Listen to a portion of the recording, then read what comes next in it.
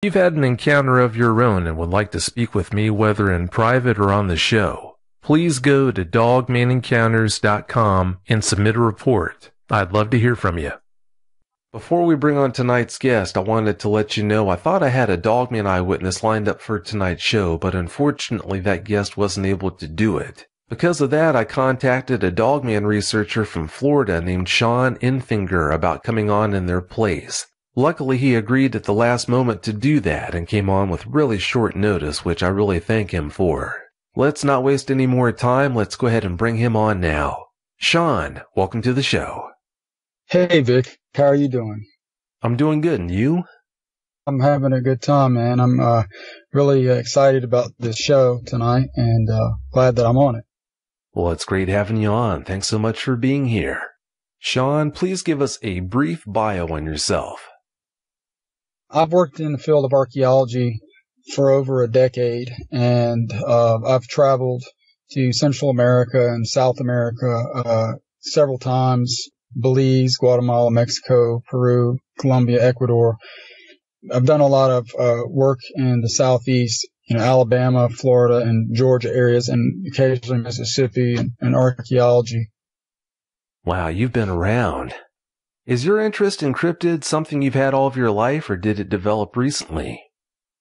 No, I've had it for about 20 years. I've had an interest, but in the last 10, it's been like a snowball effect where I've kind of sought more information. I've had more of an interest in Bigfoot, Dogman, Jersey Devil, those kind of things, maybe Mothman. I mean, it's very fascinating, and it's a mystery that's so deep. It's going to take many more years to research it, and ongoing research, so I want to be part of that. I want to try to find clues. It's funny how when you catch the cryptid bug, how it tends to snowball like that. How much time do you devote to researching cryptids now? I watch as many Dogman videos as I can, and also Bigfoot, and also unknown animals. I do a lot of research on, someone thought they saw a strange bear or something like that, because that to me could be a Dogman. So I try to pay attention to cover stories too, because there seems to be cover stories, that get posted up for real incidents. So there's definitely people in high places that don't want the truth getting leaked out. Yeah, it's kind of funny how that works, isn't it? You just mentioned the fact you're in the archaeology and anthropology fields, Sean. Do you think cryptids have a connection to those fields? Oh, definitely. I definitely would say that they need to open up and investigate, because of the folklore and myth, and a lot of cryptids are tied to mythologies around the world. And the mainstream may tend to sweep them into that category as just being make-believe and, part of a myth. And the reality of them is continually being covered up by sweeping them into a mythology type category where they're just old stories, that people made up around campfires. But there's definitely legitimacy with a lot of cryptids out there, and too many convincing stories, too much evidence, too many people describing the exact same anatomical features, in different countries, different regions of the U.S. even, there's the similarities are just a red flag. People not just making stuff up. I mean, there are hoaxers and there are people that do, but what I'm saying is that the real stories probably hold a lot of weight, and I think the people that have the authority to prevent it from leaking out do their best to do so. Well, like you, I do believe that in most cases where there's smoke, there's fire. With that in mind, talking about the legends you just mentioned, do you think the werewolf legends from Europe, do you think those have any basis in the fact maybe people were seeing dogmen back then? Yeah, I would say, that's definitely a very strong possibility, because of the fact that they're so similar looking in their features, with the way one describes a dog man to how werewolves have been portrayed in movies and illustrations and books. And I would say there must be a connection. Yeah, I wouldn't be surprised if there is. While doing work related to archaeology and anthropology, have you stumbled across any evidence or information that might be related to cryptids like dogmen? Well, yeah, I mean, in the pyramids in Central America and South America, you do see a lot of animal human type hybrid figures that are in the motifs, the sides of what's called stela. Some of the pyramids have different rooms that things have been carved and etched, kind of like stories. And they have, humans that are obviously humans you can see. And then you have these other figures that are like maybe a little larger, and they have like an animal head, sometimes a jaguar type head, or a canine type of creature. Some of them tend to look somewhat like a jackal type looking head, or a wolf jackal type animal. Not necessarily saying it's definitely werewolf all the way, but a similar type of look. So, and also with iguana type animals with human body type. So there's a lot of that in the archaeological history of Central America. A lot of these legends I can understand, but the ones about werefoxes, that just seems so strange to me. I don't discount it, I'm just saying that it's kind of hard to understand what it's all about. Alright, Sean, you've had a strange experience in the Ocala National Forest in Florida. Please tell us about it. Give us every last detail that comes to mind. Okay, this was a couple years ago, a little over a couple years ago. I believe it was October of 2014. I went to Ocala for about 4.5, 5 days, and it was a survival training down there that I wanted to do just to learn the skills, because being an archaeologist, I get to go out in the forest a lot, so it helps, if you ever were to get in a situation and got lost or something. But that was a very life-changing experience, because it was very shocking to me what happened. I believe it was the second night I was there. I went on a Monday, so it was the Tuesday, and it was around 10 p.m. Everybody's winding down, from, the hard day of doing the training and stuff, and, getting in our tents, and the fire was one fire that we all had about maybe 40 feet away or so. And we heard, I heard knocking, like tree knocks, earlier in the night, but also coyotes were out making noise as well. The scary part of it was that it was really remote. I was told about bears, I was told about that they can come in the campground and things like that. And so it kind of bothered me, but I was not so concerned about something like a dog man at that time. And middle of the night, this was probably around maybe 1 o'clock, something pushed in on my tent on the left side, and it was a triangular type of snout, and it pushed in down toward my chest. And I would say the indentation was at least a foot long. Part of it that came in that I could actually see. And I only saw it for about, a second. It was a second, or maybe a second and a half or two. And it pulled back out. I had my knife right by my sleeping bag, and I had my hand on it because I had instantly reacted to it and grabbed my knife, and I was going to jab at the indentation, but it pulled back out. And I was kind of startled, but at the same time bewildered and wondering, what was this? Was this a bear? trying to get in or just sniffing around for food I may have had in the tent.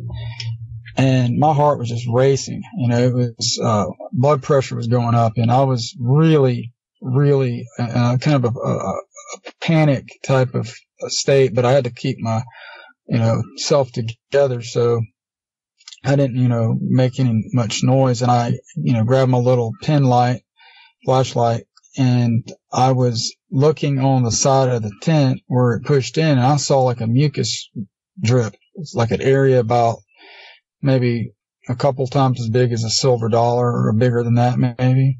And, it was like you could see the regular condensation on the tent, then you could see an area where it was thicker, and it was like right where it pushed, whatever animal pushed in, the nasal mucus got on there.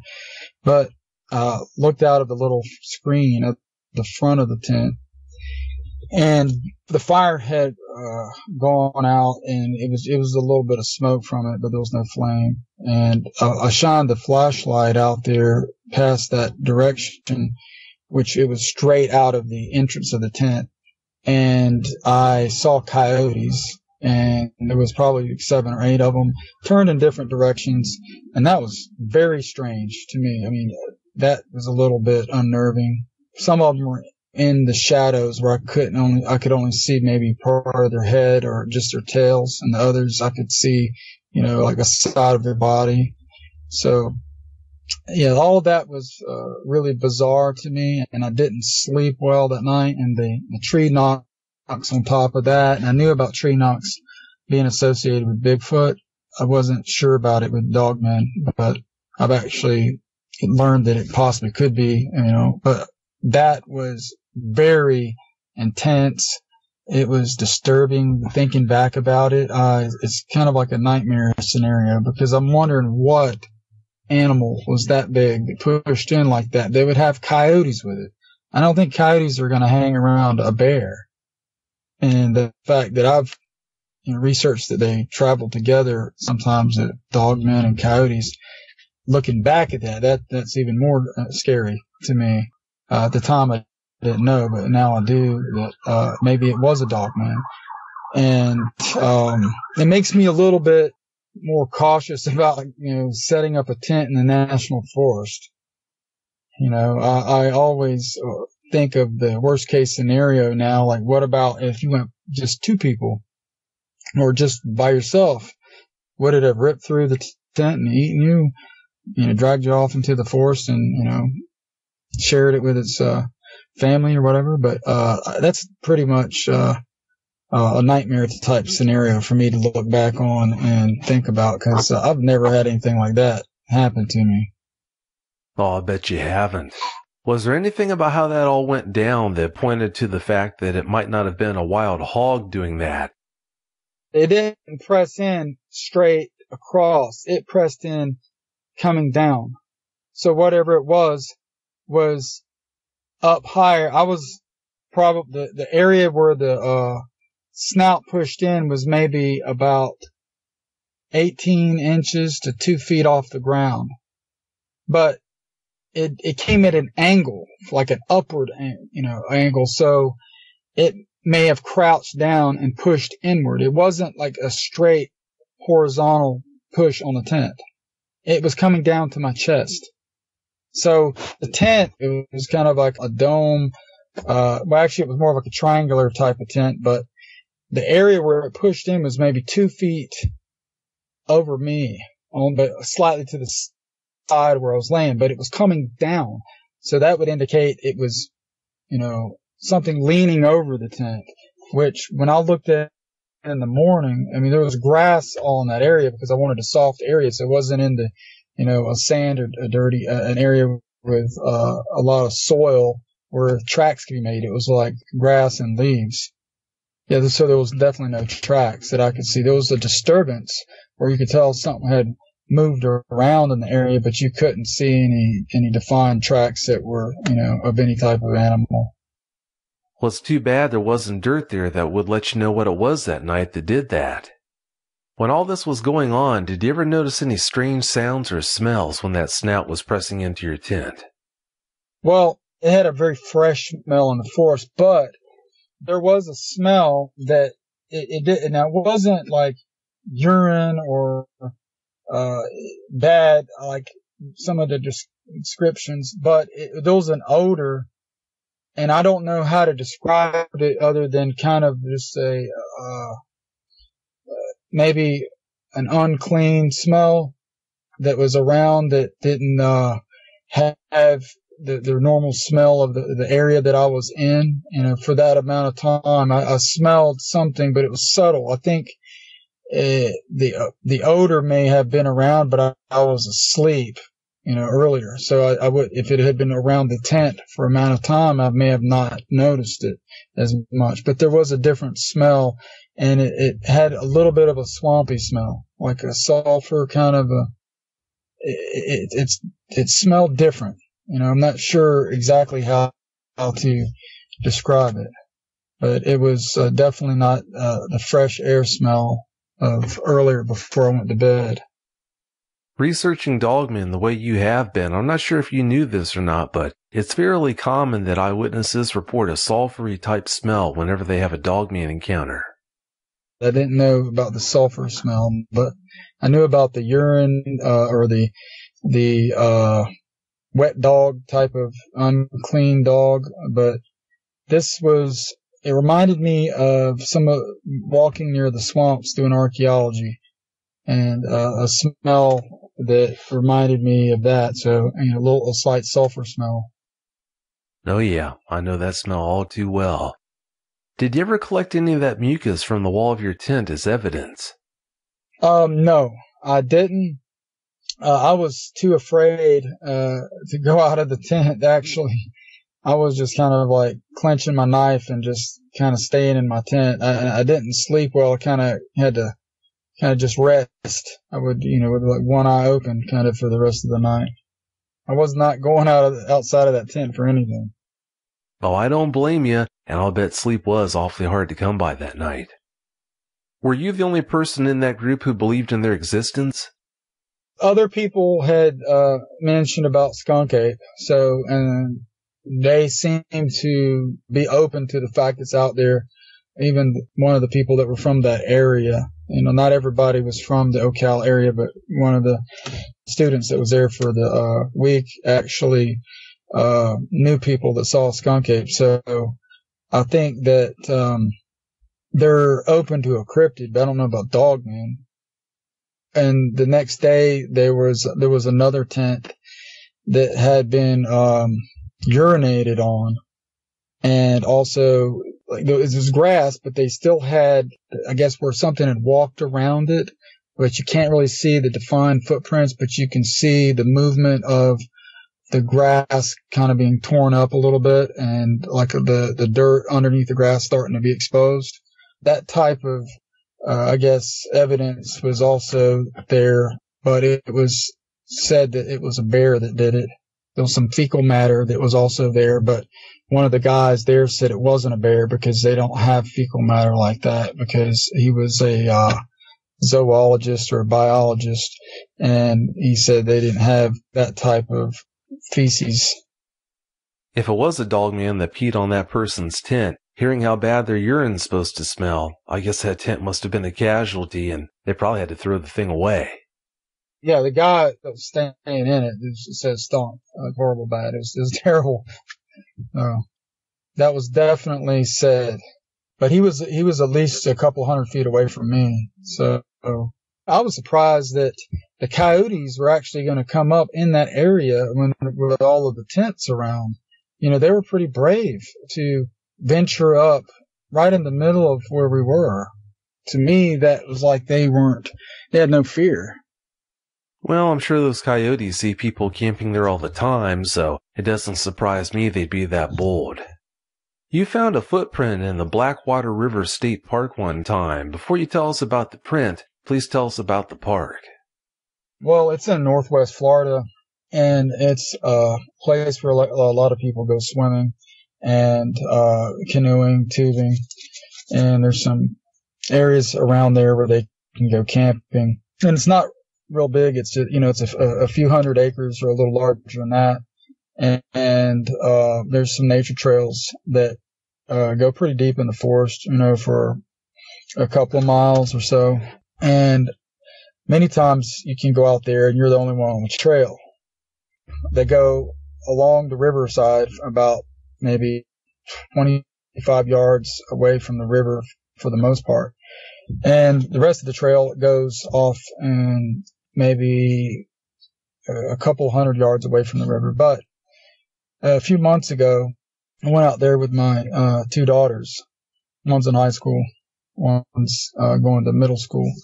And we were going out there to just, see the trail and, nature, take some pictures and, get away for the day, have a little day trip. And the trail at that time needed trimming in some places. It was a little, tight, and it was kind of single file in certain areas. In other areas, it was wide enough to walk side by side. And the thing I noticed about it, it had rained the day before, or actually the night before. So the first part of the trail where people were going down the trail for a few hundred feet, and then they would cut off to the little exit to go to the swimming areas, was pretty much where the footprints ended. After that, it was me and my daughters making the footprints, other than random raccoons and coyote and occasional bobcat footprint that would go across the trail or walk on it for a short ways. We got into a swampy area that was maybe a half a mile past the last swimming exit, and it was an area that was very quiet. It got quiet there, and there was no sounds. And there was a smell there. That smell did smell bad. It smelled like a ferret cage at a pet store, like one that hasn't been cleaned out recently, where it was pretty potent. And I got a little unnerving feel in that area, and I wanted to, move on through there quick with my daughters. The trail was kind of canopied and dark in that area too, which was the end of the day. So it was probably around 4:30. So we were not even halfway done with the trail, and we kept walking about maybe an eighth of a mile and went to a higher ground that was probably maybe 6 to 8 feet above that area that was a more moist ground and slightly muddy, where we had the smell. And we got to an area that was sandy, but it was like the sand was kind of beaten down with the rain droplets, so it was a little bit firm on the top. It wasn't like a typical white beach sand where it was very, wavy and had depressions in it. If you stepped on it, it would leave indentation in it, but not as much as at the beach. It was a little firmer than that. And I noticed a footprint that was kind of going across the trail, and it looked very strange. It looked like a human-like footprint, but a lot bigger than my foot. I'm a size 11.5, 12 shoe, and this was at least several sizes, at least bigger than my foot size. And the footprint had claw-like marks in the ground for each toe, and the toes kind of angled off a little bit. It was a weird footprint, and instead of the toes look a little deformed, for like a human footprint, and they had the claws on the tips. And then the heel strike area was also deep, and it was a big footprint, and it was wide. So the shoe size of this would be something like a 15.5 to 16.5 shoe size, I would say. That's really big. There was also part of another footprint that was off the trail onto the area where there's pine straw, because this area also had pine trees, and about 2/3 of the pine trees are cut down, maybe for clearing or something. Maybe they're going to widen the trail or make other trails, I'm not sure. But there was still pine straw in that area, and part of the other footprint was the heel of it was off the trail, and it looked as if whatever it was cutting across the trail and not walking on the trail, because there was no more footprints on the trail the direction we were going, toward the exit of the trail. Just rain droplets, because, the rain droplets were like these little indentations where the rain impact was. There's just thousands of them, and there was no footprints other than this one and part of the second one cutting across the trail. So that was very revealing to me that this is something that's out in the woods, that's not using the trail, that lives out here and doesn't have the impact in the sand quite like a human. It had a very deep, heavy print, because when I put my foot in the sand and I just stepped at my 190-pound body weight, I didn't leave a dent in the ground, an impression that deep. That footprint went in, 2 inches deep in the sand where the heel and the ball of the foot was. But yeah, it was very creepy. And right there, that's when I was like, there's something out here that's either like a Bigfoot or Dogman type of creature, but it's got claws on it. So I'm saying this is not what I've seen of Bigfoot. This is totally something different. And it looks like what you describe as a type 3 Dogman footprint. Yeah, that must have been awfully creepy to see that. When you saw those prints, how did your daughters react? They were amazed. We all looked at it and oohs and ahs, and, they were just as amazed and shocked as I was to see such a footprint that was big and also not totally human looking. That part was disturbing right there. When you say that's not a human footprint, that's when it clicks in you. There's something out there that's definitely not a human, that is an animal type creature that's, walking out in the state park area. Yeah, that is a pretty disturbing thought. When you saw those prints, did your daughters put the heat on you to get out of the woods right away, or how did they respond that way? Yeah, after that, we were, at a faster pace walking out of the park. We didn't hang around or go searching for more clues. That was enough. We took the photos and we got out of there. Yeah, that was probably a good move. When you found that footprint, you were convinced a primate couldn't have left it. Why was that? That's because of the claws. The claws are not like toenails, but they're like claws. When you look at it, I got down to the ground and only a foot away from it and looking with my own eyes. The impact of the footprint had, this creature had claws that were like, I'm not sure, maybe like how a bear or a wolf or a dog's claws stay out all the time. It was like that. They're very triangular shaped and very pointy. That had to be so creepy to see. If you ask locals around that area about strange creatures that lived there, what would they tell you?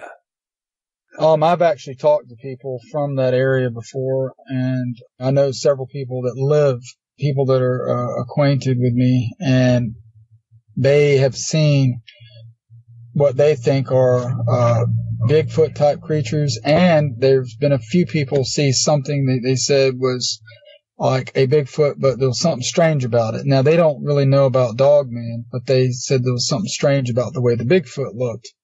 And so I think that you have both of them in that area, because there's been a lot of sightings over the last 15 years. People definitely seeing the Bigfoot, but also, recently I've heard people talk about a strange looking Bigfoot type creature, which is probably the type 3 Dogman. Yeah, it sure sounds that way to me.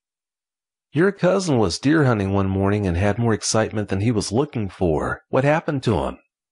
Now, he's not the type that believes in a whole lot of supernatural, paranormal, or cryptids accounts, but he was hunting, and I believe this was back in deer season, and he was going to his deer stand, but it was maybe a few hundred yards away in the forest. And, you can't really run to it without maybe hitting your head on a branch or getting ripped up by thorns. So you have to kind of cautiously walk with a flashlight or a headlamp, which he had. And he heard 3 loud, startling screeches that were like a screech type scream. And he said it was huge, whatever it was doing it, because the vocal capacity of it was just resonating across the forest. And he said that he heard movement, that something was moving quickly, snapping branches and making footsteps, often, maybe a couple hundred feet away. His hair stood up on the back of his neck, he said, and he was scared to death, thinking about getting to his deer stand. And his gun was loaded. He didn't even think about trying to, shoot at whatever it was, because he was too scared. He wanted to get to his deer stand and get up in it. He got there, climbed up in it, and he still heard the movement in the forest, and he heard another scream or two. And he said he had never heard anything like that before. He had been deer hunting, most of his life, and it was the first time he's heard something so strange. He said whatever it was not from that area, or it's a new kind of creature. He didn't know how to describe it other than it was eerie, and it sent terror through his veins. Oh, I'll bet it did. After having that experience, do you know if he's able to go back into the woods like he used to now? He did say if he goes back, he's definitely not going to go by himself, because that time he was by himself. And he said that he's going to, probably not stay out so late and get it done, in an earlier time frame. But he said he's going to be a lot more cautious about it, because it kind of left him a little unnerved. And he did say he was finding hair, kind of some strange hair on trees when he was hunting, that he saw hair about 7 feet, 8 feet up on trees caught in the branches. And I told him, hey, you need to grab that stuff and bring it back next time you do that. That's evidence. We send it to a lab or something. He's definitely been shaken up about that. You've talked with a lot of people from around the world about their views on dogmen. How would you say their views differ from the way most people in the United States view them? Well, I think that around the world, there's always tends to be some kind of were canine creature, whether it's a jackal or wolf, coyote, a fox. These were canines are all in many cultures. And, Egypt has Anubis, the god of the underworld, god of death. So it's not that it's just here in the United States or just in Europe with werewolf stories. It has connections almost spanning across the globe like spiderweb. And even in Belize, they have a duende down there. And it's been described similar to a small werewolf type creature that's about 3 to 4 feet high, but with the standard wolf type footprint. So, yeah, the archaeological record does show with stela and glyphs that there are human animal hybrid bipedal creatures, and many of them are of a canine variety. Even though you've spoken with so many eyewitnesses from all over the world about them, since you haven't actually seen a dogman, do you ever still call into question whether they actually really exist or not? I would say, well, if you look at like panda bears and the platypus were thought to be just myth.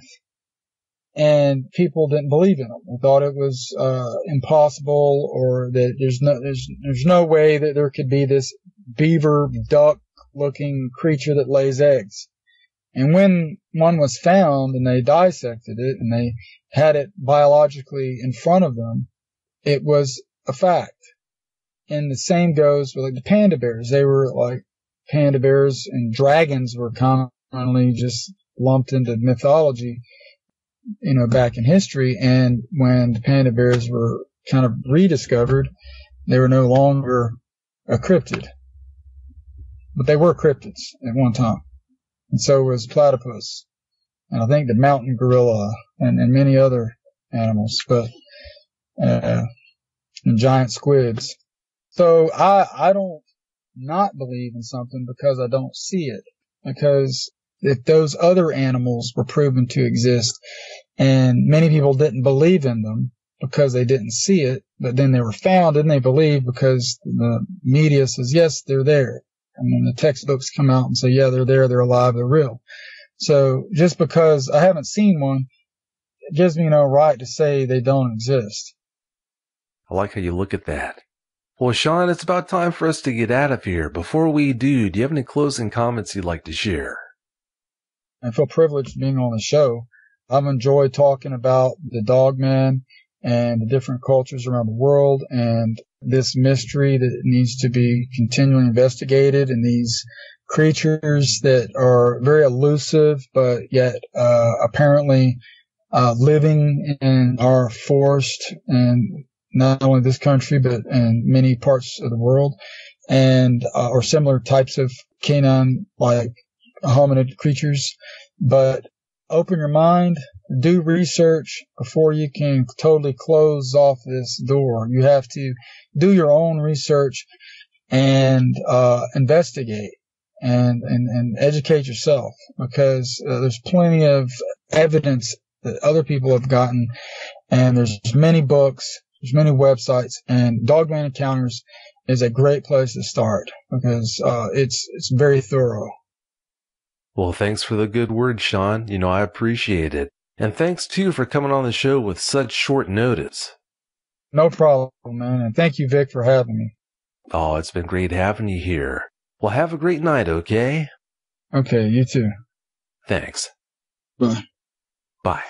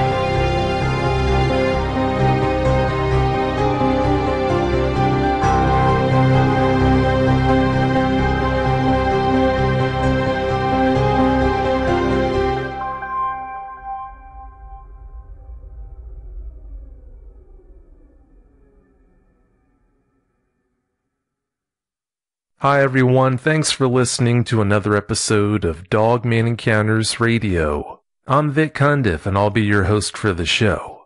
If you've had an encounter of your own and would like to speak with me whether in private or on the show, please go to dogmanencounters.com and submit a report. I'd love to hear from you. Tonight's guest is JT. JT, welcome to the show.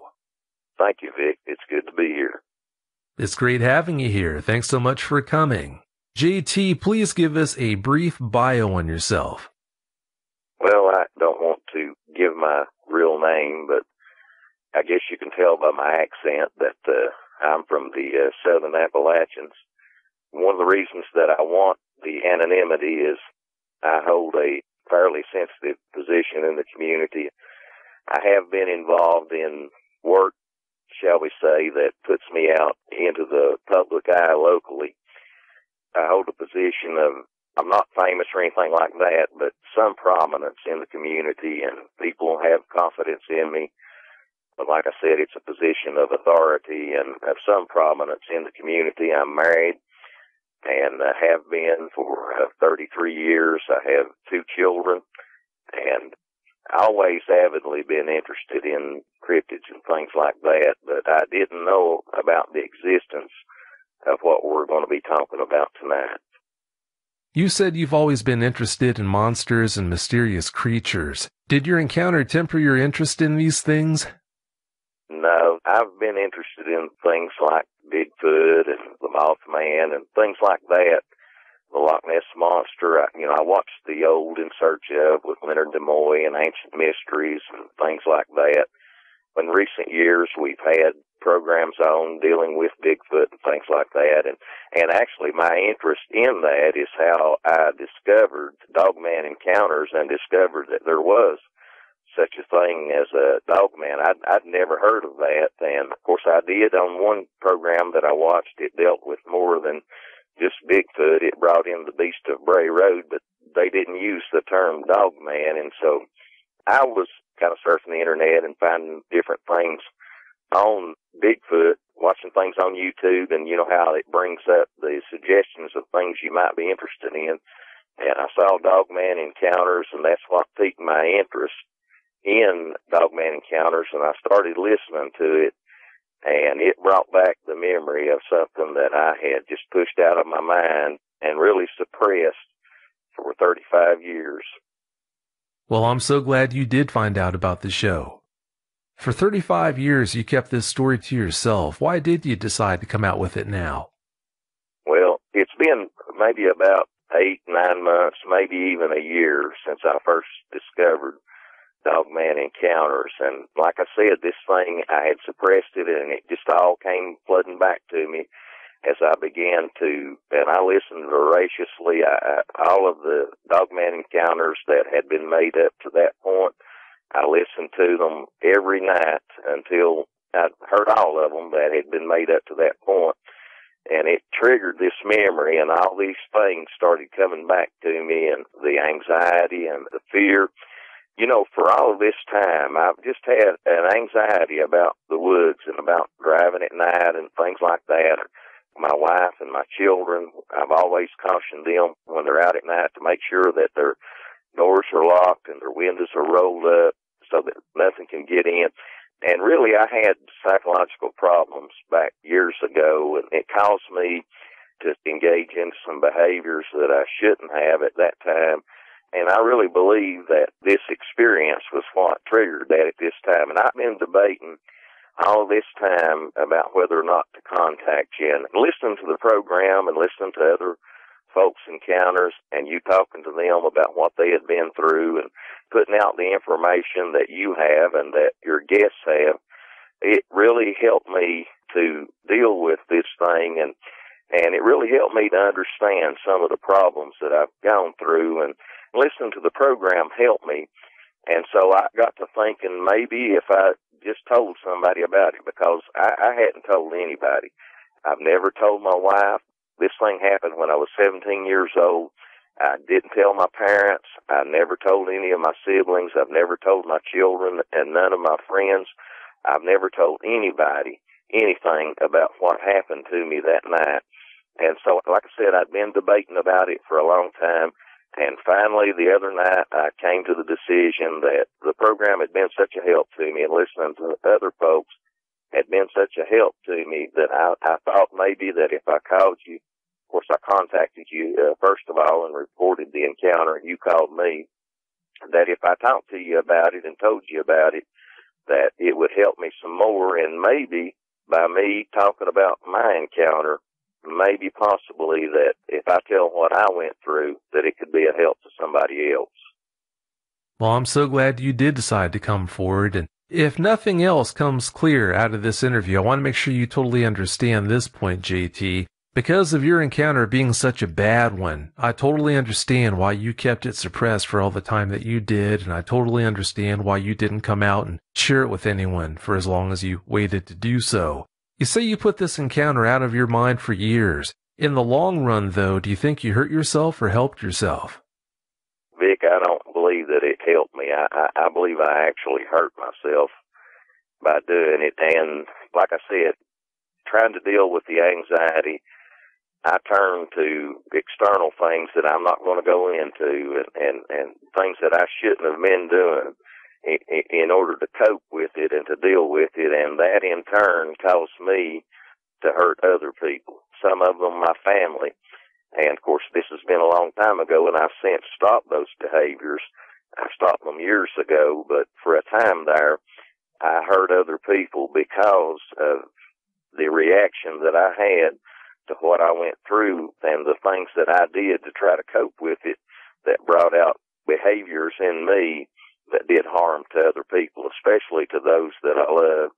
And I really regret that now. And if I hadn't kept it to myself, maybe if I had talked to somebody at the time and told them about it, maybe if I'd talked, I've got a real close friend that I've been friends with ever since I was in elementary school. I've lost contact with the vast majority of the people that I went to school with and a lot of folks that I was friends with when I was a teenager, but I didn't him. I still haven't told him, but I believe if I had, if he probably would have understood, and maybe it would have helped me, and I would have gotten it off my chest, and I would have dealt with it better, and I wouldn't have wound up doing the things that I did that hurt other people. I sure do hate to hear that you wound up hurting people in the process of trying to deal with this, but hindsight is 20/20. You can't go back and change those things now, as you very well know. Let's get into the details of this encounter now. Your encounter happened late one night in 81. Please tell us all about it. Give us every last detail that comes to mind. All right. As I said, this event happened back in 1981. I was 17 years old. It was really hot that night, and it would have been probably the latter part of July or perhaps the first week or two in August. I mean, it was really hot, and of course I was driving that night when it occurred, and I was driving with my windows down because I didn't have any air conditioning. But anyway, this event happened when my wife and I were first dating. I think maybe we had been dating maybe about a year. I had just gotten my driver's license. Most teenagers get their driver's license when they're 16, but I didn't get mine until I was 17 years old. My dad had just bought me a 1968 Dodge Coronet, and I really loved that car, and I was really proud of it. It was kind of a burnished copper color with metal flake paint. It had nice mags on it, jacked up in the rear end, you know how the folks did with the muscle cars back at that time. It had a 318 engine in it, and of course now there's a lot of bigger and better Mopar engines out there, but this engine had been bored out and it had been built. It had quite a bit of power, and I had a nice set of cherry bomb mufflers on it, and man, I just loved the sound that it made as I drove along, as I downshifted or accelerated, the roar of that engine coming through those cherry bomb mufflers. And you know, now that I think back on it, and since we talked the other day, I've been thinking a little bit more about the encounter and trying to make sense of it and why that it occurred. And I got to thinking about it. It's very possible I triggered the encounter that night, and really what I consider as an attack by what I was doing with the engine of that car, because, you know, as I would go into curves and I'd downshift, maybe, you know, sometimes I was kicking it up into neutral and goosing it and, you know, revving the engine. When I'd come out of the curves into the straightaways, I would kind of get into it just a little bit. And, you know, just listening to the roar of that engine coming through those cherry bomb mufflers, and maybe, I don't know, maybe this thing was in the middle of a hunt as I was driving, and I'll tell in a moment where the event occurred, but as I was driving down this road, there was pasture fields on either side of me, bounded by high ridges and woodland, and there was cattle and horses in the fields, and in other places there was silage corn. I don't know if you know what that is, but primarily in this part of the country, I live in East Tennessee, just a couple of counties to the northwest of the Smoky Mountains. And in our part of the country, it's primarily cattle farming, what people out west would call a small ranch operation. Primarily they raise beef cattle, some dairy cattle, and they raise silage corn. And of course they harvest the ears of corn to feed the cattle and to feed hogs and things like that, horses. And they grind up the corn stalks and the leaves and everything and make what they call silage out of it, and they store it in silos, and they use that as feed for their cattle and horses and their hogs and things in the winter. And so I could see these cornfields, and it was a bright moonlit night, and I could see occasionally these cornfields, and also at that time there was a lot of tobacco raised in this part of the country. Of course, there's not so much anymore, but back then just about everybody had their own patch of tobacco. They would raise tobacco and sell it.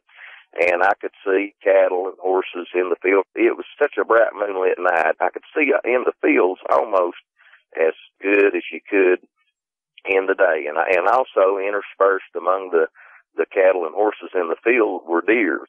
And it's very possible that this thing was in the middle of a hunt and about to maybe spring on a deer or maybe even a cow or a calf.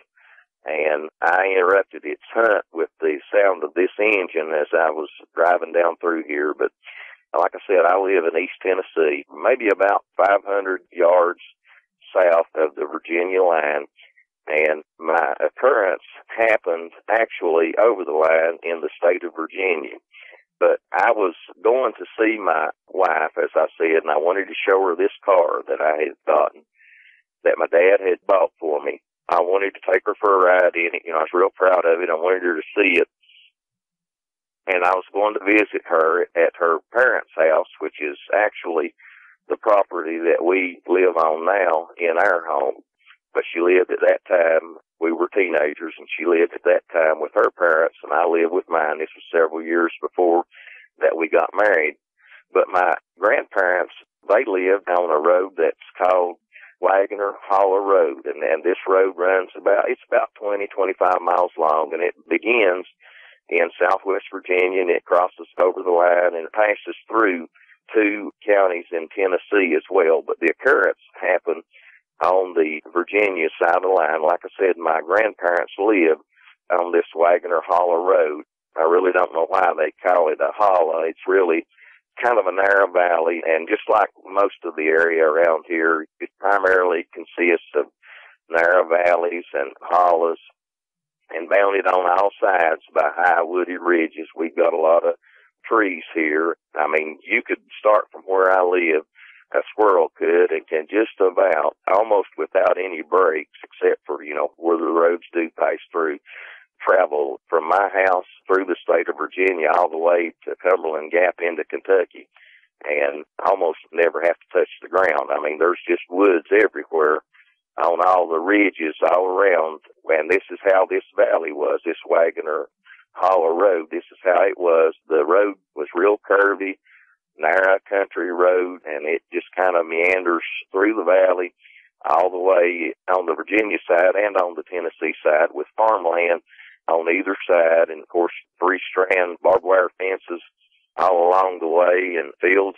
The valley here, it goes anywhere from 300 or 400 yards on either side of the road, and in some places narrows down maybe to 150 yards or 100 yards or something like that, but it varies from different places. But anyway, I was going to take the route through this Wagoner Valley Road to go and see my wife, and my grandparents lived in this Wagoner Hollow Road, and my mother asked me if I would drop her off at my grandparents' house to visit with them while I went to see my wife, and then, come back and pick me up afterwards. And so I agreed to do that. So I took my mother to my grandparents' house, and I dropped her off, and I went on up to where my wife and I live now, to her parents' house, and I took her for a ride in the car, showed her the car, and I ate supper with them, and we stayed there and visited together till maybe about 11:15, something like that. And then I left, and I turned off the road that she lived on, where we now live, onto this Wagoner Hollow Road, and went back to pick my mother up at my grandparents' house. And now, as I said, this road, it's got a lot of sharp curves in it. There's some straightaways, but for the most part, it's just a windy, twisty, narrow country road. You can't go too fast. And of course, I just got my license. I was an inexperienced driver. My car, I hadn't had it too long, and I wasn't used to it. And so, of course, if you know anything about those muscle cars, they do great in the straightaway, and you can just fly with them. But they don't take curves too good, and so I couldn't go real fast. And I probably wasn't driving over 30 miles an hour at the maximum. And in a lot of cases, I was slowing down maybe to about 20 miles an hour. But in any event, I was going down through there, and I was downshifting and revving the engine and listening to the sound of the engine coming through those cherry bomb mufflers. And I was watching and looking at the cattle and the horses and the fields and everything, you know, on either side as I was going down through there. And I was just getting ready to go into a long and sharp curve that curved around to the right hand. And I noticed on the right-hand side of the road, and as I was going down through here, like I said, the moon was lighting everything up, and I could see everything almost as good as I could during the daytime in the fields. But the ridges and the woods on either side, they just kind of appeared like clumps, shadowy clumps. I couldn't really see much detail from them. And as I began to go into this long curve to the right, there was a shadow that kind of detached from maybe about 100, 150 yards off on my right, kind of detached from the shadows of the tree line and started moving at an angle away from the tree line, almost paralleling my vehicle, but coming at an angle. And I could tell by the way that the road was curving around to the right and the angle that this thing was moving, but it was going to intersect my vehicle. And I mean, this thing was moving on. Now, what I'm about to tell you about, Vic, this all happened, and it couldn't be more than just a few seconds, maybe 20, 30 seconds, something like that, certainly less than a minute, and couldn't have been any longer than that. But it just seemed like time just slowed down to a crawl, and it just seemed like everything was moving in slow motion. I don't know what it was about it, but there was something about this figure that just unnerved me, and it just made me uneasy. This, whatever it was, this thing it just didn't look, I couldn't really tell what it was about it, but there was something about it that just looked unnatural to me. Of course, I found out later on why that was as it got closer to me, and I could tell what it was. And this thing was actually taking a longer path of travel than I was the way that it was running, but I could tell, I mean, this thing was going to come in direct contact with me somewhere around this curve. And I mean, it was moving fast. I mean, super fast. I couldn't really tell what it was, but I mean, it was one of the fastest moving things that I'd ever seen. Anyway, as I'm coming around this curve, this thing is just keeping my attention, and my eyes are darting back and forth from the right. I have to look at the road or I'm going to run out of the road because I'm going around the curve, but it's drawing my attention. I keep looking at it and trying to figure out what this thing is and what it is that's so strange about the way that it looks. And it begins to draw a little bit closer to me. And, I kind of thought maybe when it first came out, maybe it might be a deer. There's a whole lot of white-tailed deer in this area that we live in, and pretty much on a daily basis when I'm going to work, I'll see one somewhere along the way that's been hit by a car and killed. I didn't want this thing to run out in front of me and hit my car. And for one thing, at that time in Tennessee, there was no law requiring you to have automobile insurance, and my dad, he didn't believe in having it. And so I didn't have any insurance on my car, and I didn't want this thing, whatever it was, to cause me to wreck or to hit my car and do damage to it, because I didn't have the money to fix it or to replace it. But then as I was watching this thing, I noticed that there was something strange about it. I noticed that whatever it wasn't running on all fours. Whatever this thing was, it was on 2 feet. I didn't understand what it was. It just seemed to me like, the only thing that I know of in this area, and we do have black bears, they're rare, but we do have some in this area, but a black bear just cannot move at the speed that this thing was moving at. I mean, a black bear, when it gets up on its hind legs, it's just not natural for it, and it just moves in a clumsy fashion. And this thing, whatever it was, I mean, it was just moving super fast, and it was just fluid in its motions in the way that it ran, and no bear could get up on its hind feet and run in the way that this thing was running.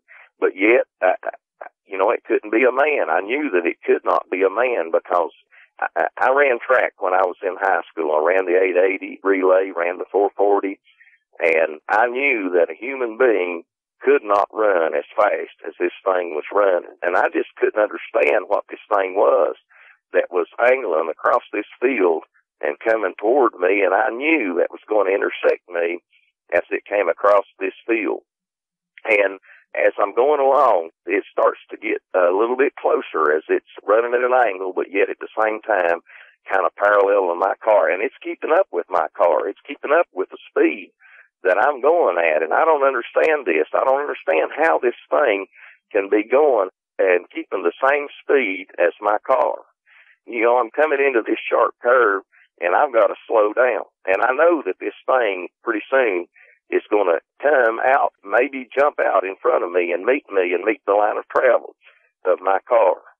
And as it drew closer, I began to see more details about this thing, and it for definite sure was running on its hind legs. It wasn't on all fours. It was on its hind legs like a man, but it wasn't like a man. I mean, this thing was on its hind legs, but it wasn't standing up fully erect like a human being does. This thing it kind of appeared stooped as it was running. It was standing up. It was on its hind legs, but yet it wasn't standing up straight. And this didn't look like a human figure. It looked like something totally different. It looked like something that, I'd never seen anything that looked like this thing. And as it begins to draw closer, I began to pick out more detail about it. And I can tell that whatever this thing is, it don't have knees like a human being does. This thing has hocks like a horse or a cow or a deer or something like that. But a four-legged animal like that cannot run on its hind legs like that.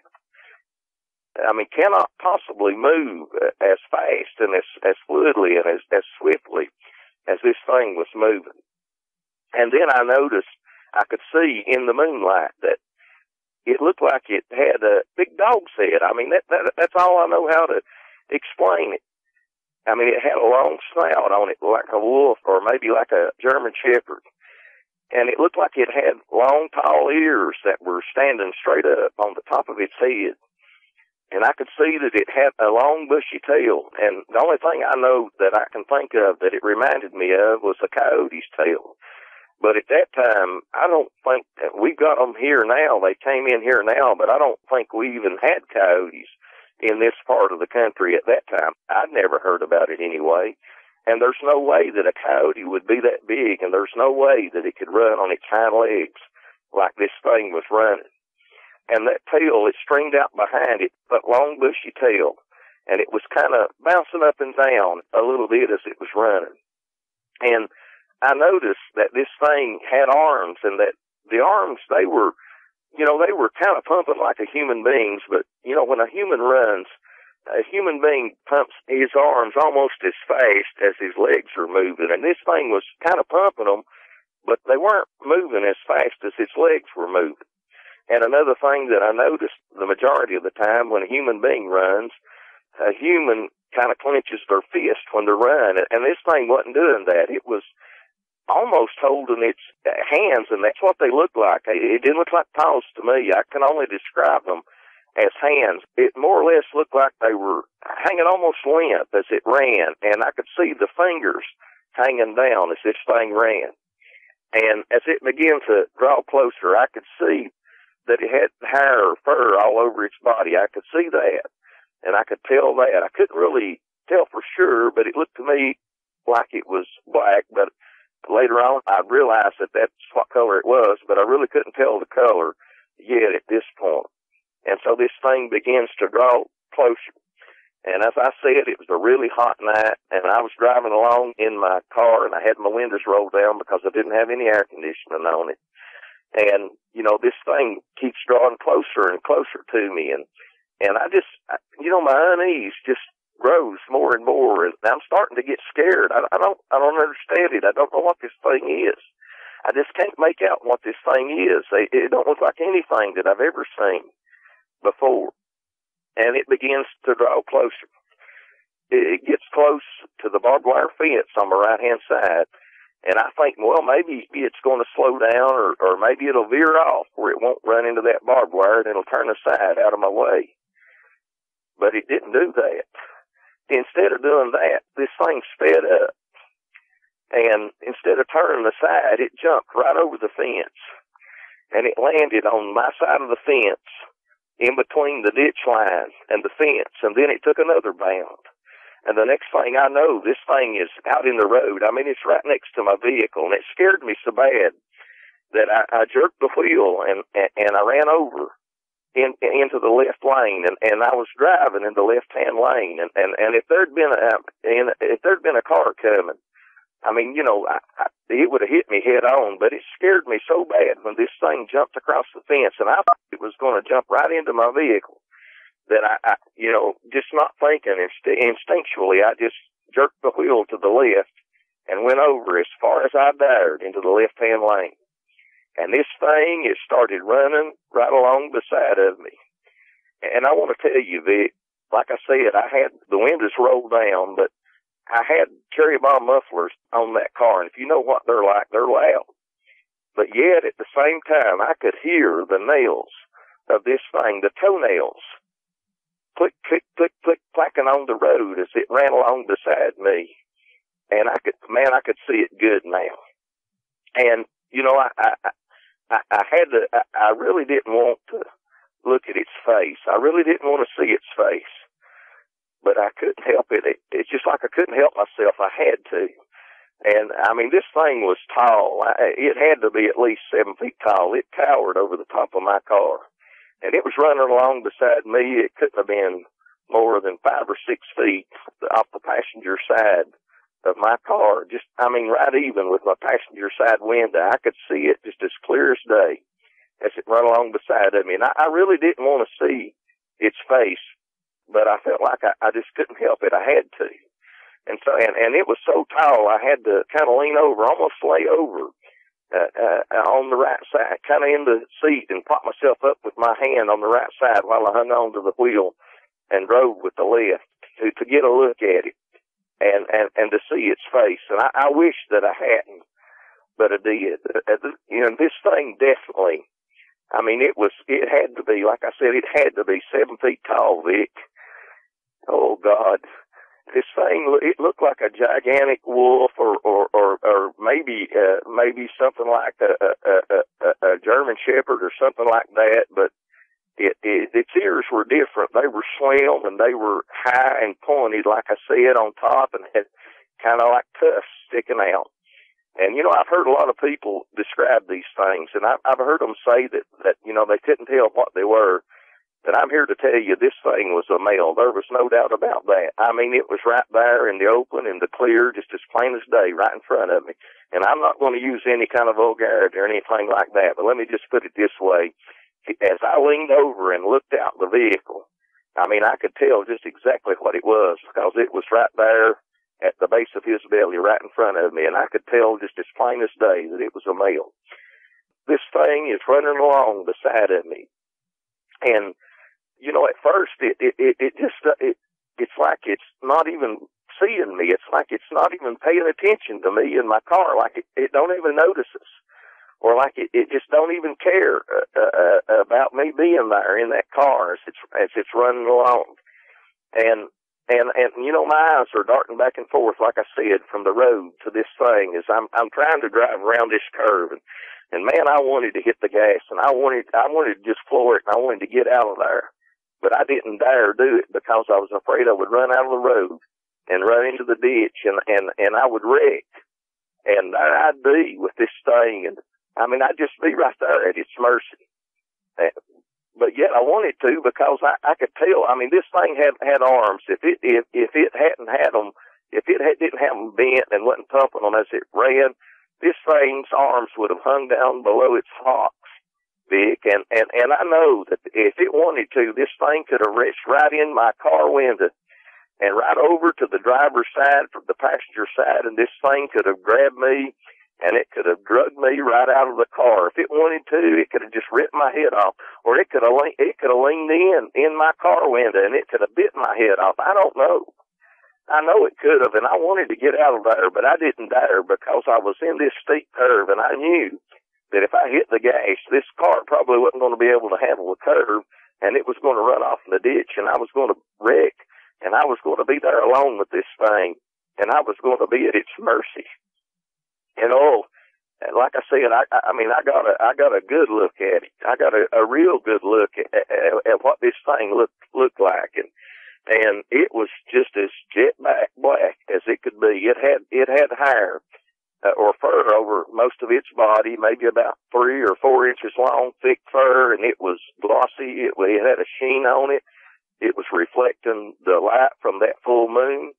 And, I mean, it was just thick all over its body, except for, it kind of thinned out, down on its belly, kind of, up above its legs. But other than that, it was just thick hair, maybe about, 4 inches long, and up around its head, the back of its head, and kind of like down over, I don't know what to call it other than shoulders, down over its shoulders. It was maybe about 5, 6 inches long. It's just a little bit longer.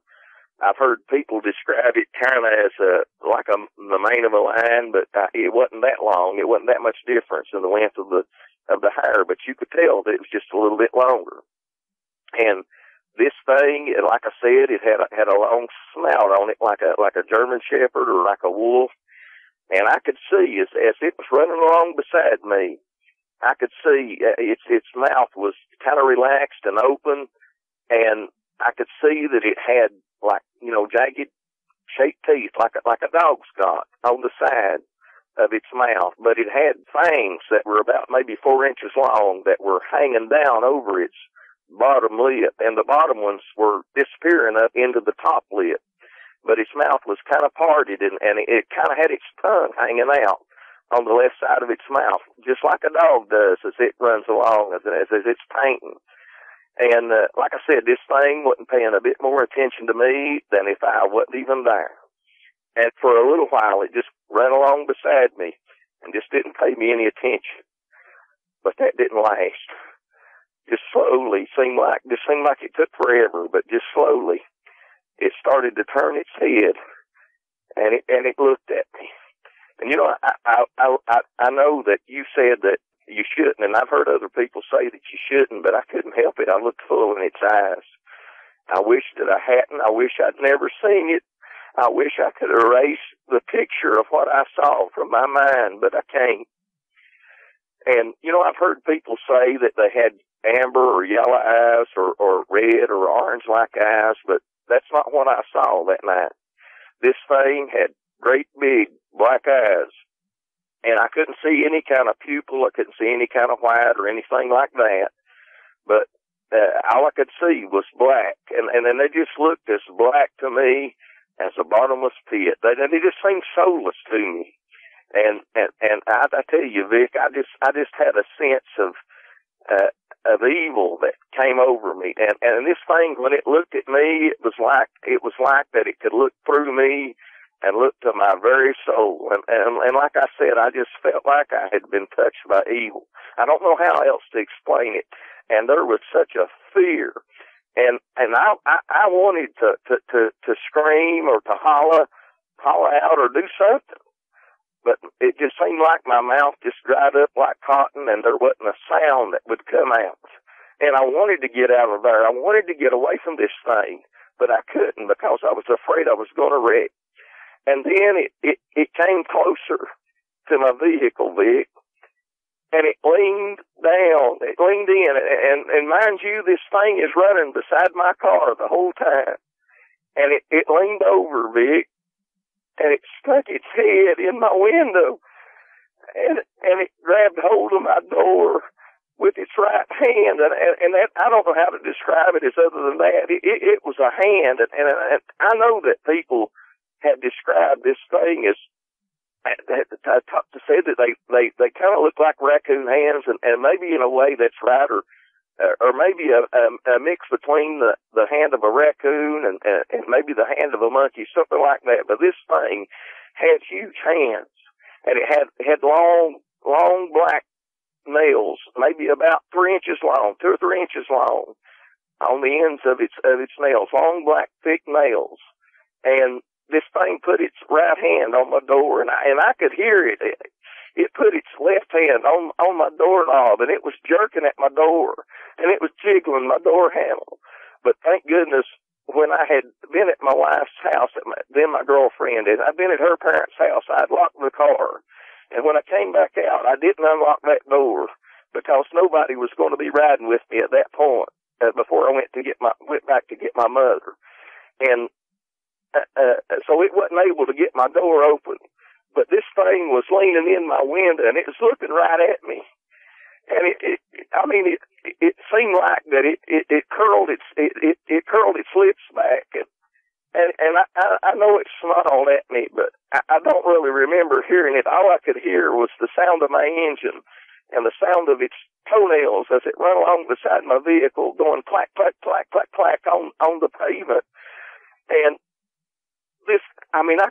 it breathed on me, and it was hot breath, and it was, you know how people describe that breath as being kind of fetid, and seemed like I could smell blood and maybe decaying flesh as it breathed on me. It was horrible.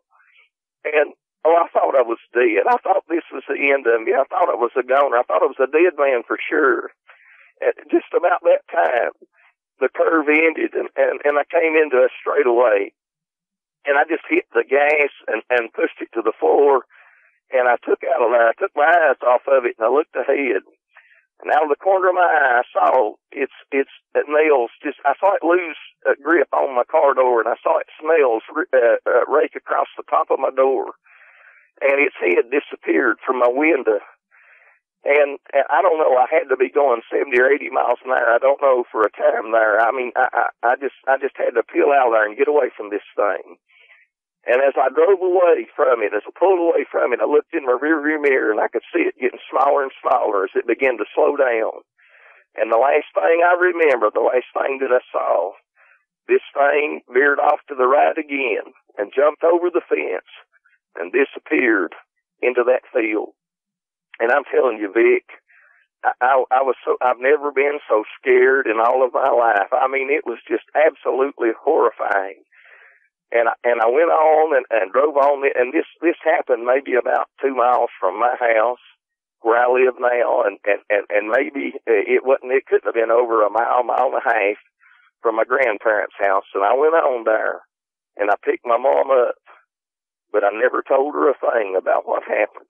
And I never told my wife, who was my girlfriend at the time. Like I said, I never told her, and I've never told her in the 35 years since this has happened. I never told any of my friends. I didn't tell my dad. I've never told any of my children. I've never told anybody until I filed a report with you the other day. And you called me. I've never talked to anybody about this and told them about what happened. I tell you, it was the most horrifying experience of my life. And my dad, he asked me the next day where the scratches came from on my vehicle. And I told him that I run out of the road and I run into a thorn bush, and that's where the scratches came from. And I tell you, Vic, I love that car. I mean, I loved it. But I could not keep that car thinking about what happened and what I went through that night. I just couldn't keep it. I had to get rid of it. And I traded that car for a 74 Nova. And I got rid of it. And you know, as time went on, I mean, I couldn't sleep. I didn't sleep for nights after this. If I would drift off to sleep, I'd wake up having nightmares, seeing this thing happen over and over again. And I couldn't keep it out of my mind when I'd lay in my bed. And I'd think about it and just go over and over and over what happened in my mind. And you know, that night, I didn't know what I'd seen. I really didn't understand what it was. You know, I'd read about and heard about werewolves and things like that, but I really didn't connect this thing with that. And you asked me, you mentioned, maybe in the pre-interview, you mentioned about horror movies, and I can tell you right now, I don't watch horror movies. I hear people talk about saying it looked like this werewolf in this movie or that movie, but I've never seen them. The only werewolf movies that I ever saw were the old Lon Chaney movies when I was a kid. That's the only ones I've ever watched. Anything that come out after 1981, I can tell you right now, I've not seen it because I won't watch them. My wife, when my kids were little, my sisters would come up and they loved horror movies, and my wife loves horror movies, and so did my children. And my wife, you know, they'd go, and back then we had VCRs, and we rented movies, and they'd go out and they'd rent horror movies, and I'd go to bed, or I'd go off in another room. I could not watch them, and I can't watch them to this day. I told you this caused just extreme bad behavior in me. I mean, I engaged in things. I'm not going into details what they were. I hate that I did them, but I did things that I know now was trying to deal with this. But, you know, I put it out of my mind, and I suppressed it for all those years. But yet there was something that bothered me. And, you know, my house is only about 40 or 50 yards from the woods. I've got woods in behind my house. I've got woods on the right side of my house. I've got woods on the left side of my house. And I've always had an anxiety about living so close to the woods. And I know now that that's why that is. And when I go out in my backyard, I just can't stay out there because I feel like that there's something out there, that there's something lurking in the woods that's looking at me and that's watching me. And I just can't stand it, and I have to go back in the house. And, you know, I used to want to hunt, but in 35 years after this thing has happened to me, since I saw this thing that I now know, I couldn't explain it then. I thought maybe it might be a demon. I thought maybe I was having a waking nightmare, or maybe it was just my imagination. I just didn't have any explanation for it. And I now know that that thing was a dog man. I didn't know about them then, and I didn't understand, but now I know that's what that thing was. And I tell you, Vic, like I said, I used to want to hunt, but I can't do it. In the past 35 years, I have not hunted one time. I own guns. I love guns, but the only thing that I do is target shoot with them. I don't take them into the woods because I just can't do it. I mean, I've tried to go a couple of times, but I just couldn't stand it. I just had to leave because there's something out there, and I know it's out there. And, you know, like I said, I put this thing out of my mind, and I really wasn't thinking about what it was. I know what it is now because when I heard the description of a dog man on Dogman Encounters, this all came flooding back to me, and I know what it is now. And I tell you, Vic, I know that these things are real. I know that night it wasn't a demon, it wasn't my imagination, it wasn't some kind of waking dream.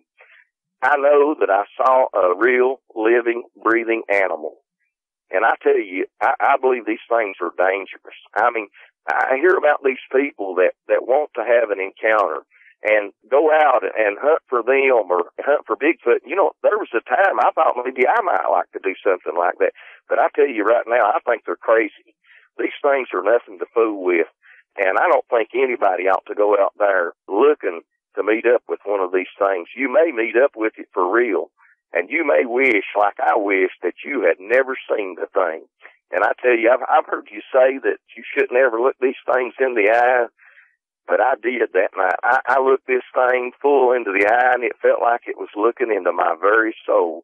I felt like it knew everything about me, and when it looked at me that night, and something else that I forgot to mention a while ago, when it stuck its head in my open window and looked at me, and curled its lips back. I mean, like I said, it was like it was giving me a seditious grin, and it licked its chops. You know, you've seen a wolf or a dog do that. It licked its chops at me, Vic, like it was telling me, I know that you're lunch. There's not a thing that you can do to stop me if I want to hurt you, and you look awful delicious to me. That's how I felt. That's what it looked like to me, that it was conveying to me that night. And I tell you, I was scared to death. I was horrified.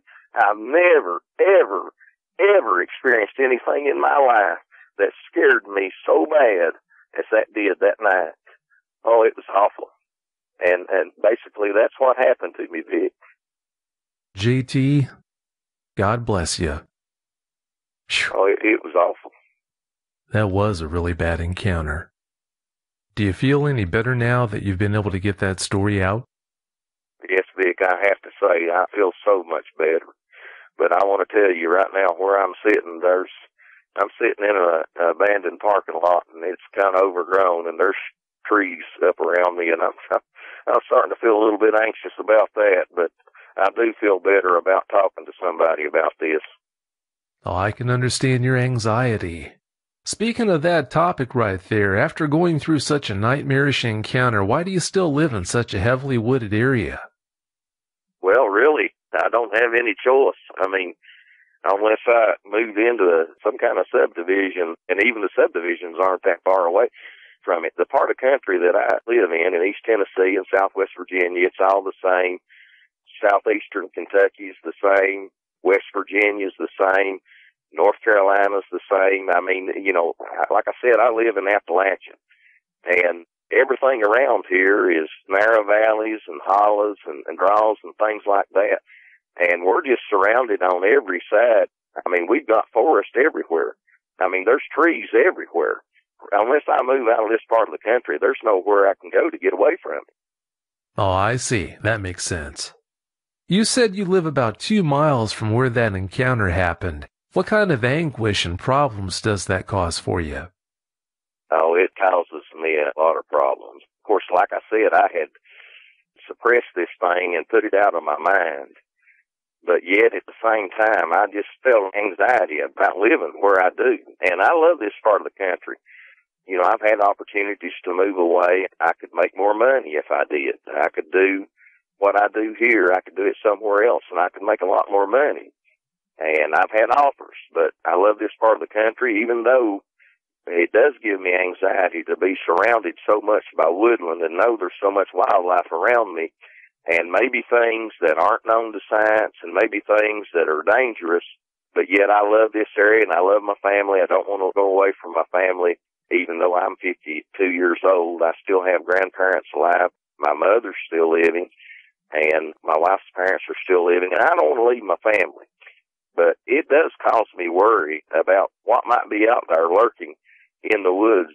There's a fairly good population here where I live, but yet at the same time, there's enough woodland around here, enough forest to hide 1,000 of these things, and nobody ever see them if they didn't want to be seen. Since your family members don't know about dogmen, does that cause you a lot of angst, worrying about what kind of danger that might put them in? Oh, yeah. Yeah, I worry about it all the time. Of course, we do live in dangerous times with all the terrorism we have and violence and crime. But, you know, that's how I've always explained it, by worrying about that. And my children are grown, by the way. My oldest son's in his 30s and my youngest son's in his 20s. They don't like it because I caution them and I call them and I want them to let me know where they are and if they're safe and all like that. And they tell me, you know, Dad, we're grown men, but, you know, I still worry about them. And I worry about my wife like that, and she tells me I'm overprotective of her, but deep down I believe that that's what has caused me to be that way all this time. Yeah, that is a difficult position that all this has put you in, so I can understand the difficulty in dealing with it. Since you had your encounter, have you heard about anyone else in your area seeing what might have been a dogman? No, I've not really heard anybody else talk about that, but I've got a neighbor that I haven't actually talked to him personally. I've had an in-law tell me about it because he knows the guy, but a man that lives near me in the same community that I live in, he says that there's a Bigfoot up there, but I haven't ever personally seen anything like that, but, you know, I've heard about it. Well, considering all the timber you have around you, I'd be astonished if you didn't have a pretty healthy population. I know that's not news you want to hear, but that's how it is. Have there been unusual numbers of pets and/or farm animals that went missing in your area? Well, you know, you see all the time on telephone poles and things like that, you see pictures of cats and of dogs up and rewards offered saying they're missing and, you know, giving contact information and all like that. And I've even had people tell me or call me or maybe even post things on Facebook asking to watch out for missing animals. But, you know, it seems like you don't ever hear about them being found, only about them being missing. Yeah, sounds like you've got a real problem there. That's not to say that it's dogmen that are behind that, but it sure does make you wonder. How does it feel being able to get all this off your chest now? Oh, I tell you, it is a great relief of mine. I didn't really know how much it would. I thought maybe it would. Maybe it might help some because, you know, it helps to talk about problems that you have and events that go wrong in your life and things like that.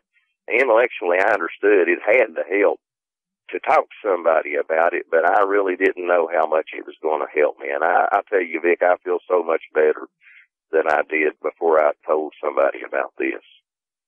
Well, that's really good news. That's what this is all about. I'm so glad to hear that.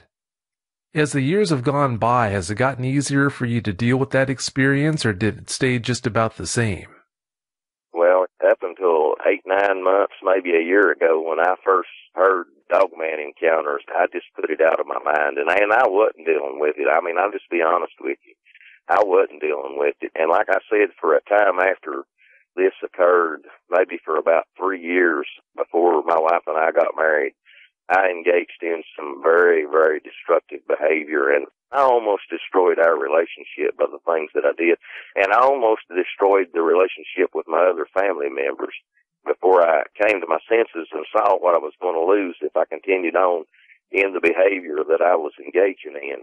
And it very well could have been destructive to my health, could have even resulted in my death. I mean, I was really, really careless with what I was doing. But, you know, I just buried it behind me in my mind after that and put it away and suppressed it. And I know that now, but even at that, there would be times that I handled my relationships with my wife and my children and others well and was nice and kind to them, but yet there was a deep-seated anxiety that was still there. There was still something that was bothering me, and it just plagued my mind, and at times I would just explode in a rage. I never hurt any of them. I never hit them or anything like that. You know, and I wasn't verbally abusive other than just being hateful. But, you know, I understand now that that thing that I had buried in the back of my mind that was still bothering me, I know that that was the source to it. And since I've had this outlet with dogman encounters and listening to the other people talk about what they've gone through, it's helped me so much. And I know this is going to help me even more in the future, having told somebody about this. I'm so glad this has helped you the way it has. Besides the way you mentioned treating your family, is there anything else you wish you could go back and do differently? Well, to be honest with you, Vic, I had a good friend in high school, and he's still my friend now. We're still friends today. And we've been friends for over 40 years, and he knows just about everything about me. The only person who knows me better is my wife and my mother. And I wish now that I had told him about that. And I may tell him here before too long, maybe the next time that we get together, I'll just come out and tell him. And I think maybe he might have been understanding. I wish I'd told somebody about this. I don't think I would have had the problems that I had as a result of it.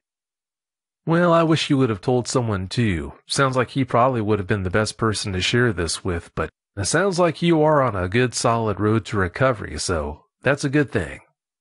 It's pretty easy to predict some of the effects your experience had on you, but were there any effects one wouldn't expect? Well, like I said, it just made me so leery of the woods. And, you know, there's a great tradition of hunting in my part of the country. I mean, everybody hunts. A lot of people in my family hunt on both sides, but that's something that I just can't do now. And, you know, I never would have thought that that would have had that effect on me. As a kid, my dad never took me hunting. He just wasn't a hunter, but I had uncles and cousins that they loved to hunt, and I would go with them as a kid, and I really enjoyed it. I never would have thought that I would reach a place where I'd be unable to do it, but I just can't. I just can't. I can't go. I can't.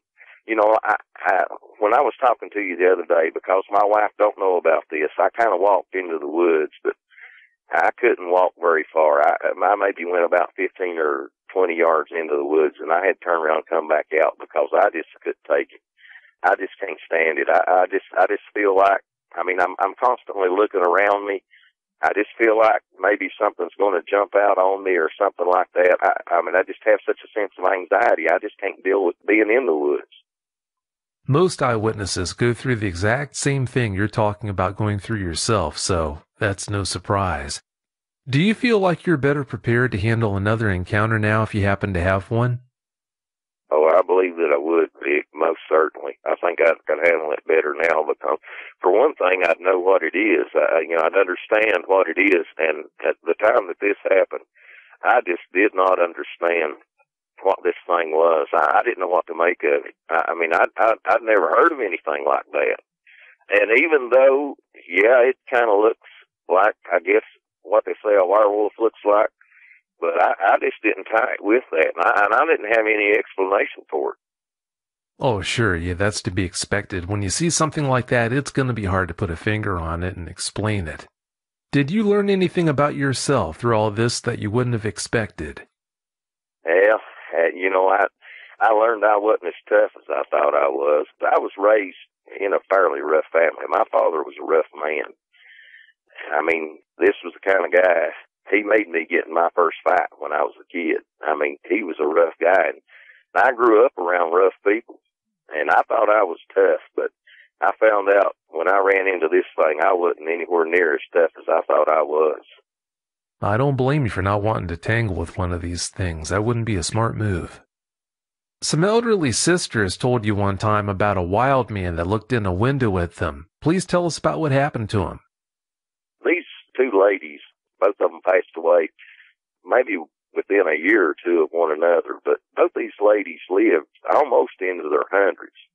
So they were up like 98, 99 years old when they died, 97, something like that. So they would have probably been born, in the 19 teens anyway, maybe around 1910, something like that. And I run into these ladies in church. I'll let you know that much. That's how I was acquainted with them. They knew who I was and what I was and about my position and all like that. So even though they told me about what they called a wild man, which as soon as they did, I knew they were talking about a Bigfoot, but that's not what they called it. Like I said, they called it a wild man. And back then, now in this area that I live in, most places didn't get electricity around here till, it was poor. Like I said, it's Appalachia.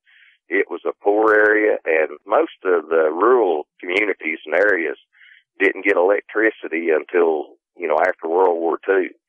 People still lived in log cabins, and this particular family, and I'll call them McAllisters.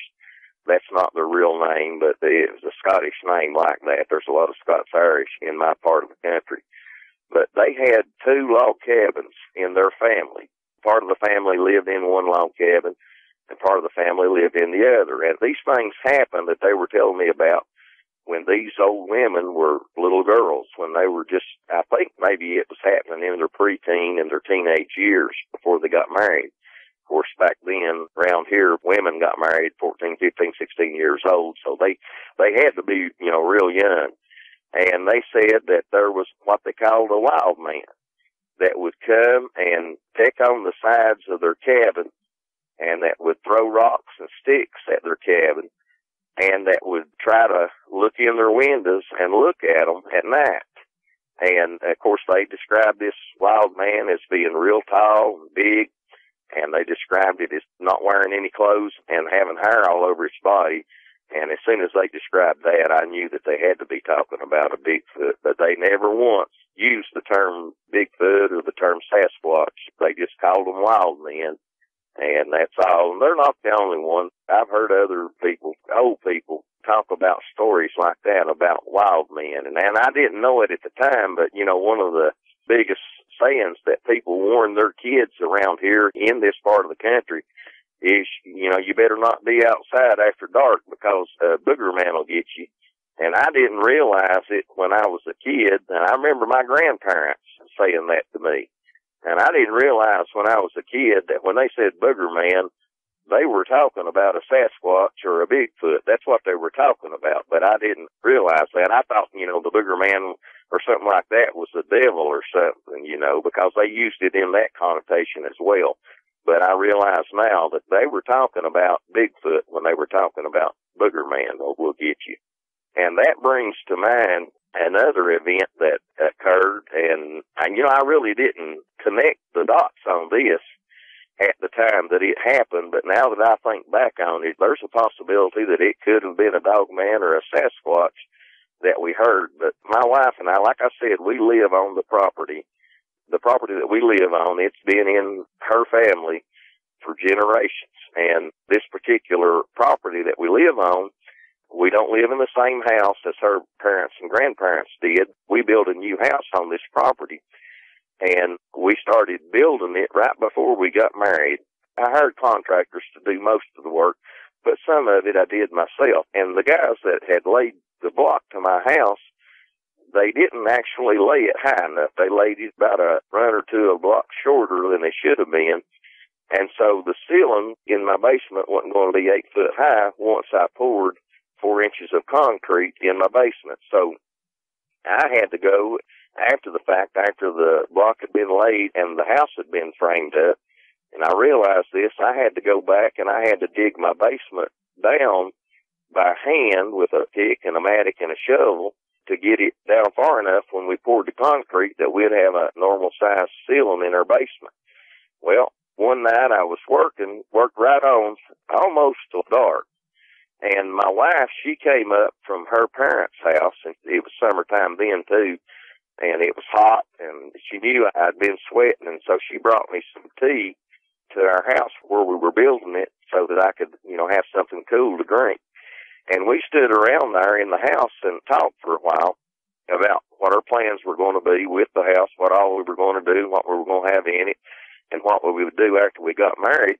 And before we realized it, it had gotten dark on us. And so my wife, she looked out of the window and she saw that it was dark, and she told me, she said, "It's dark. We'd better get out of here and get back to the house."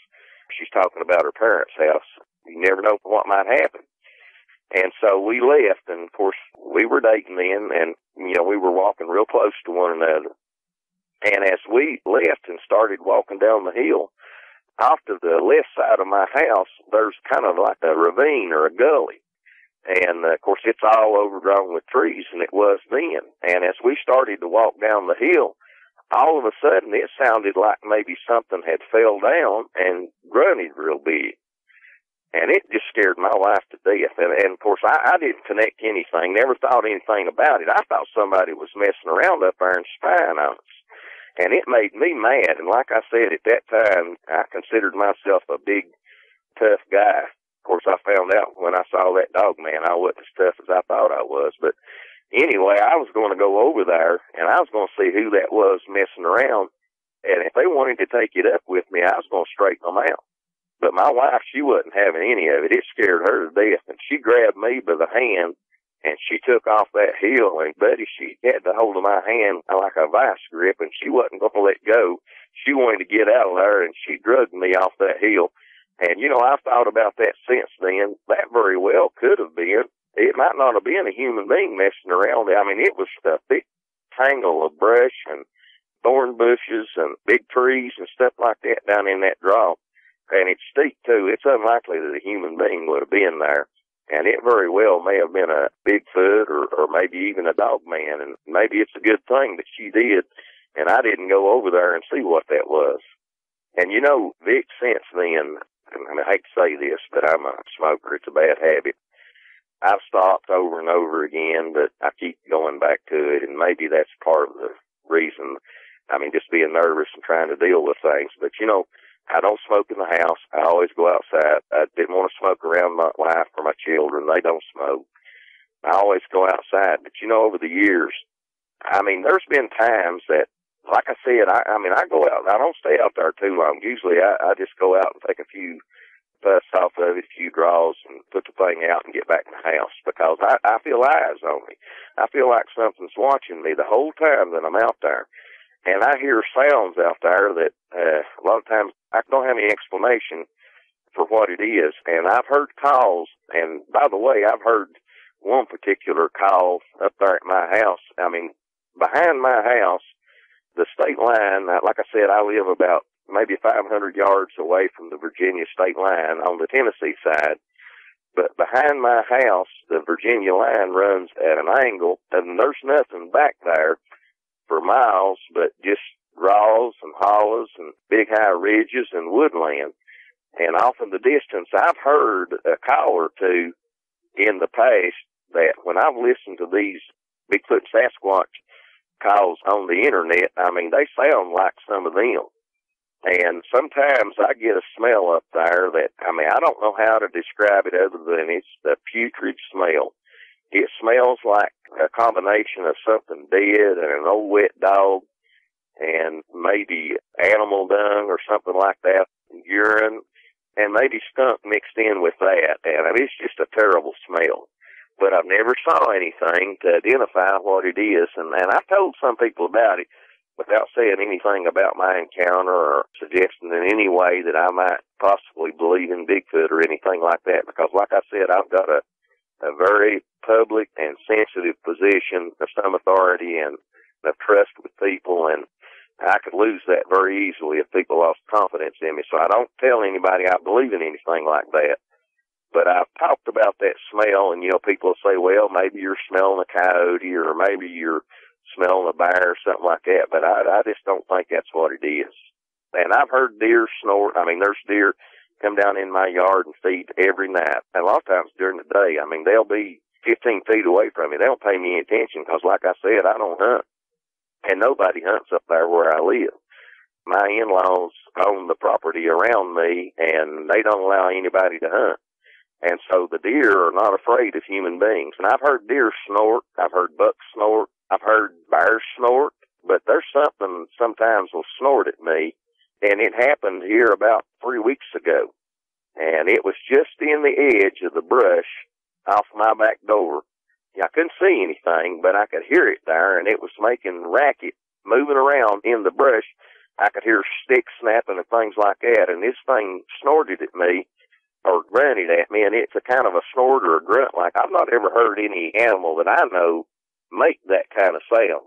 But they very well could be all around me, but I've never seen one. Well, I sure hope it is a Bigfoot instead of a dogman you've been dealing with. I do too. Yeah, that'd be a much better situation. Let's bounce back to that encounter those sisters had for a second here. You didn't tell family or friends about your encounter, but did you tell those two sisters about your encounter? No, Vic, I didn't even tell them because it's not that I was afraid that they would say anything to me personally or think anything about me, because obviously they were telling me about something that was unexplained and wasn't known. But I was afraid they'd tell somebody else that I had told them about my encounter. And like I said, the position that I hold is very sensitive. I mean, I could lose it very, very easily. If people lost confidence in me, I could lose it and never be able to do it again. And I just can't risk that. And so I didn't tell them. I hated to hold back on them like that because I really thought the world of them. I loved both of them. These were sweet old ladies, but I just couldn't tell them. If you would have been able to share that info with them, I'm sure it would have helped both you and them, but given the reasons you just stated, I can understand why you didn't. That makes good sense. Now, since, like I said, both these ladies, they were such sweet ladies and such wonderful friends to me over the years, and really, Vic, I regret so much now that I didn't tell them, because maybe by telling them what I went through, maybe it could have been a help to them. I don't know. But they're dead and gone now, and it's too late, and I can't go back, and I really regret that. Well, like you said, you can't go back and change that, but I'm sure that it would have been a huge help to both them and to you, so it is a shame that you didn't do that. Well, JT, is there anything else about all this you haven't shared with me that you'd care to now? No, I think I've told you all about it, Vic, everything that I can remember. Do you have any closing comments you'd like to share?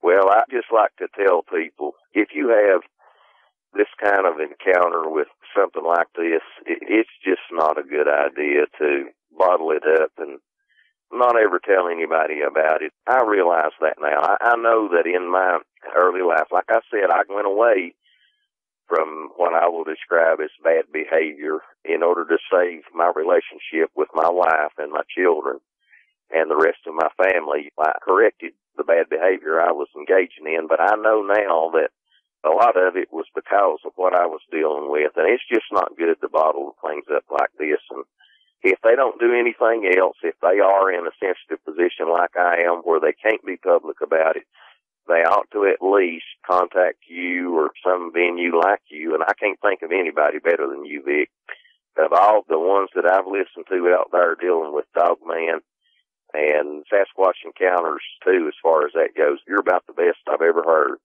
And I really appreciate it. And I'd advise them to tell somebody and let somebody know about what they've gone through and share it with them and get this thing off their chest. And maybe they won't go through some of the things that I've gone through. I couldn't agree with you more. I think it is good to get it off your chest and put it out there. Well, thank you so much, JT, for coming on and sharing that experience with us. I really do appreciate it. Well, I thank you, Vic, for the opportunity. I felt better the other day after I had reported the encounter, and I felt even better after you called me with the off-air interview, and I talked to you then, and I feel so much better now. I just don't know how to describe it to you, and I'm so grateful to you for giving me this opportunity. Thank you so much, Vic. I'm so glad to hear that this has helped you, this whole process, that is. Well, thanks again so much for coming on, JT. I really do appreciate it. Have a great night. All right, Vic. You have a great night, too, and I'll be looking forward to the future Dogman encounters. I could assure you I'll be listening to everyone just as soon as they come out. Well, thanks so much for the good words, and thanks for listening. It's been great talking with you, buddy. I really do appreciate your time. You too, Vic. Thanks. Bye. Bye.